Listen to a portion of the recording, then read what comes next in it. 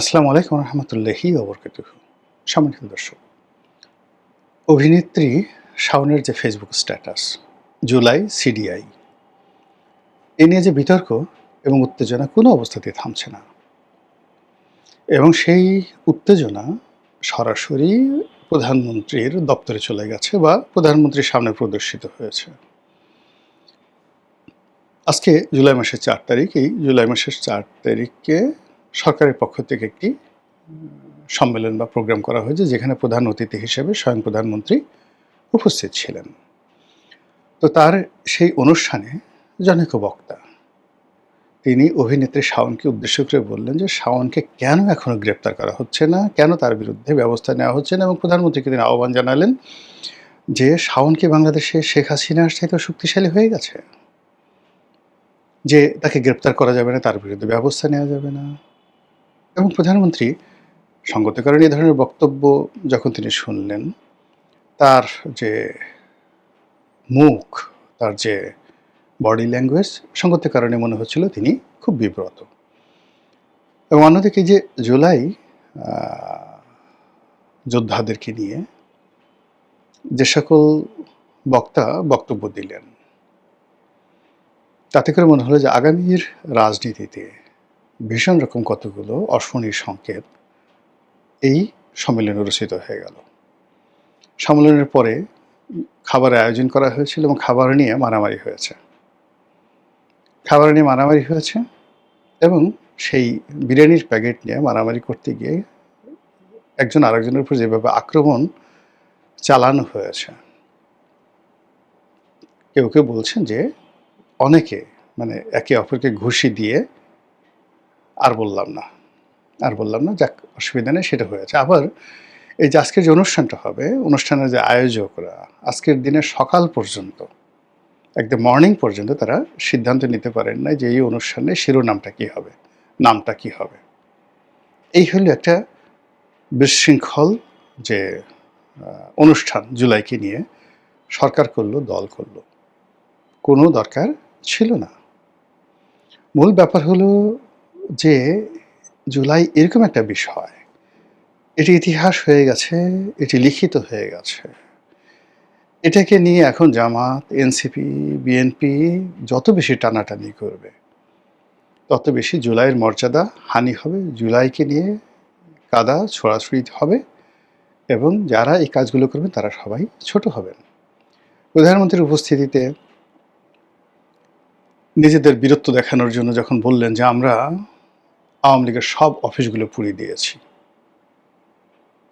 সারা বাংলাদেশে আওয়ামী লীগের যত অফিসগুলো পুড়েছে সব আমরা করেছি, ছাত্রদলের এক নেতা বলেন তো এই কথাটা প্রধানমন্ত্রীর সামনে, এই কথাগুলো বলাটা প্রধানমন্ত্রীর জন্য, দলের জন্য কতটা বিব্রতকর।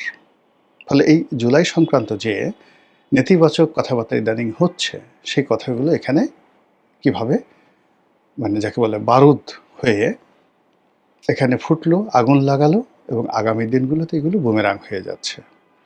আবার শাওন একজন অভিনেত্রী,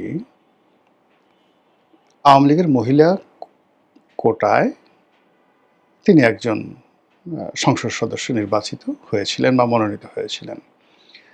বাংলাদেশের রাজনীতিতে, অর্থনীতিতে, রাজপথের রাজনীতিতে মানে শাওন বা শাওনদের মতো যারা আছেন, ধরেন শাওন তো একজন অভিনেত্রী, কিন্তু আওয়ামী লীগে তো সুবর্ণা মুস্তফার মতো কিংবদন্তি ছিলেন।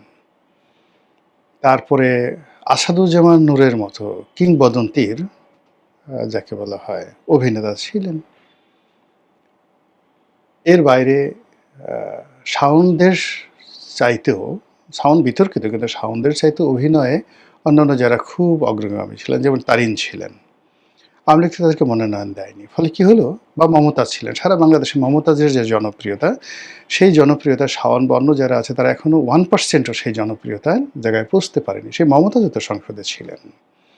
কিন্তু মূল ব্যাপারটা হলো যে নায়িকা, গায়িকা, অভিনেত্রী তারা যতই হন না কেন, ইভেন নায়করাজ রাজ্জাক থেকে শুরু করে আলমগীর, এই যে ফারুক সাহেব, বাংলা চলচ্চিত্রের মিয়া ভাই বলে খ্যাত বিখ্যাত অভিনেতা, মানে তিনি রাজনীতিতে এসেছেন এবং দলীয় রাজনীতিতে মানে ওই যে কক্সবাজার এমপি যে বদির যে গুরুত্ব, তার ১০০ ভাগের ১ ভাগ গুরুত্ব এই ফারুকের ছিল না, নায়ক ফারুকের ছিল না। বা যে সকল কবরী অভিনয় করতেন, কবরীর চেয়ে তো বাংলাদেশে বড় নায়িকা হয়নি কেউ কোনো কালে। কবরী তো আমার কলিগ ছিলেন। মানে পলিটিশিয়ানদের মধ্যে তাদের যে গুরুত্ব, সেই গুরুত্ব মানে একজন একেবারে সাধারণ ঘাটে পথের যে যাকে বলা হয় নেতা, মানে তাদের একটা আঙ্গুলের সমান গুরুত্ব পার্লামেন্টের ভিতরে বাইরে এদেরকে দেওয়া হয় না। এখন সেই একজন অভিনেত্রী, তাও সাবেক বিধবা, তিনি একটা বক্তব্য দিয়েছেন এবং এটা নিয়ে যখন আমরা সবাই লাফালাফি করছি, আমরা বিশ্বাস করেন সবাই নিজেকে শাওনের যে নিম্ন স্তরে নিয়ে এসেছি, শাওনকে আমাদের মাথা বানিয়ে ফেলেছি এবং প্রধানমন্ত্রীর সামনে শাওনকে শেখ হাসিনার চেয়ে বড় করে মূলত প্রধানমন্ত্রীকে আমরা ছোট করে ফেলছি। এই যে শাওনকে নিয়ে যা কিছু হচ্ছে, এটা আমাদের একটা দেউলিয়াত্ম। ধরুন শাওন যদি একটা গালি দিয়ে দিল, জুলাই সিডিআই, আপনারা তো জানেন যে কোনো গালি একটা দুর্বলতার লক্ষণ। শাওন যদি ৩২ নম্বরের সামনে ১০ জন অভিনেত্রীকে নিয়ে দাঁড়াতে পারতেন, শাওন যদি ২০ জন রাজনৈতিক কর্মীদেরকে নিয়ে, তার এলাকার বিভিন্ন এলাকার কর্মীদেরকে নিয়ে বঙ্গবন্ধু এভিনিউর সামনে ৫ মিনিট দাঁড়াতে পারতেন, আপনার ভয় পেতেন শাওনকে। কিন্তু শাওন যে গালি দিল, সেই গালির সঙ্গে বিদেশে বসে অমির রহমান পিয়াল যে গালি দিচ্ছে, জামাতের যে বট বাহিনীর গালি দিচ্ছে, বা অন্য যারা গালি দিচ্ছে, সব গালিরই আমি মনে করি, বা অন্যান্য যারা গালি দিচ্ছে, মানে সবাই যে রাজা গালি দিক আর প্রজা গালি দিক, গালি সবসময় একটা দুর্বলতার লক্ষণ। আর যখন যে গালি দিচ্ছে, আমি যখন তাকে মাথায় করে নাচছি, তাকে নিয়ে সমালোচনা করছি, ইট মিনস আমি নিজেকে ওই যিনি গালিদাতা তার চেয়ে অনেক ছোট মনে করছি। হায় হায়, আমাকে গালি দিল, এখন আমার কি হবে? আমি কি বেঁচে থাকবো? আমি কি মরিব? হ্যাঁ, আমাকে গালি দিল, আমি এত বড় মানুষ, আমাকে গালি দিল। ইট মিনস এই যে আমি যে গালি নিয়ে বাড়াবাড়ি করছি, আমিও গালিদাতার চেয়ে নিজেকে নামিয়ে নিয়ে আসছি।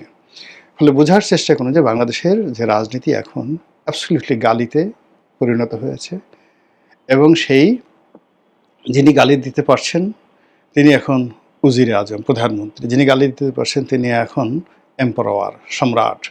যিনি গালি দিতে পারছেন তিনি এখন সুলতান সুলেমান। আবার গালিদাতাকে যদি কেউ প্রতিরোধ করতে পারে, তার বিরুদ্ধে কথাবার্তা বলতে পারে, তিনি রাজা মানব সিংহ, তিনি শায়েস্তা খান, তিনি নবাব আলীবর্দী খান, এরকম একটা ভাব সব চলে আসছে বাংলাদেশে। তা অ্যাজ এ হোল আমরা কোথায় চলে যাচ্ছি? কোথায় চলে যাচ্ছি? এই সময়টাতে what is the reality in our politics? আমাদের যে পলিটিক্সের সাবস্ট্যান্স বলতে যে জিনিসটি বোঝায় সেটি নেই। এখন যে যার মতো অবস্থান থেকে ঢাকা বিশ্ববিদ্যালয়ের ভাইস চ্যান্সেলরকে গালাগাল করছে, সেনাপ্রধানকে গালাগাল করছে, প্রধানমন্ত্রীকে গালাগাল করছে, শেখ হাসিনাকে গালাগাল করছে, শেখ হাসিনার সঙ্গে শাওনের তুলনা করছে, শাওনের সঙ্গে প্রধানমন্ত্রীর তুলনা করছে। এখন ধরেন শাওনকে যদি প্রধানমন্ত্রী গ্রেফতার করতে না পারেন, ওই যে বক্তব্য দিল, সে কি মনে করবে? সে মনে করবে যে শাওন শেখ হাসিনার চেয়ে শক্তিশালী এবং প্রধানমন্ত্রী তারেক রহমান শাওনের চেয়ে দুর্বল। আবার প্রধানমন্ত্রী যদি এতে রেসপন্ড করেন, তাও যেভাবে তার ক্ষতি, আর রেসপন্ড না করেন তাও তার জন্য ক্ষতি। এই হলো আমাদের একটা সামাজিক একটা অবস্থান তৈরি হয়ে গেছে। ফলে এই যে জুলাই মাস, এই যে আগস্ট মাস, এতে করে আমরা নিজেরা যত বিভেদ এবং বিসংবাদে জড়িয়ে পড়ছি, তত করে আওয়ামী লীগ এবং তার যারা লোকজন তারা আনন্দে লাফাচ্ছেন, দিল্লিতে লাফাচ্ছেন, তারা খুশিতে টকবক করছেন। তো এই সুযোগগুলো আমরা কেন দিচ্ছি? এর কারণ হলো যে আমরা নিজের যে অ্যাচিভমেন্ট, সেই অ্যাচিভমেন্টের উপর সন্তুষ্টি লাভ করতে পারছি না। জুলাই নিয়ে যে বিভক্তি, সেই ইনুস জমানা থেকে যারা প্রথম সারির জুলাই যোদ্ধা হিসেবে নিজেদেরকে পরিচয় দিলেন, এখন বিরাট অংশ বলছেন এরা জুলাই যোদ্ধা না, এরা ডক্টর মোহাম্মদ ইউনূসের তৈরি, এরা শুধুমাত্র মাল কামিয়েছে, টাকা রোজগার করেছে, তাদেরকে যেখানে পাবো সেখানে আমরা বাটাম মারব, জুলাই যোদ্ধারা বলছে। আবার আরেক পক্ষ বলছে যে না, দুনিয়া উল্টে যেতে পারে, আমরা হলাম গিয়ে ধর্মপুত্র যুধিষ্ঠির আমরা কখনো কোনো অন্যায় করিনি, আমরাই জুলাইয়ের যোদ্ধা। এই জুলাই যোদ্ধাদের মধ্যে যে বিভেদ বিসংবাদ অ্যাটলিস্ট 4 থেকে 5টি গ্রুপ হয়ে গেছে ঢাকাতে। এদের বিরুদ্ধে চাঁদাবাজি, এদের বিরুদ্ধে হোটেলে মৌজ মাস্তি, এদের বিরুদ্ধে অফিস দখল, এদের বিরুদ্ধে টাকা পাচার, কি না বলেন তো।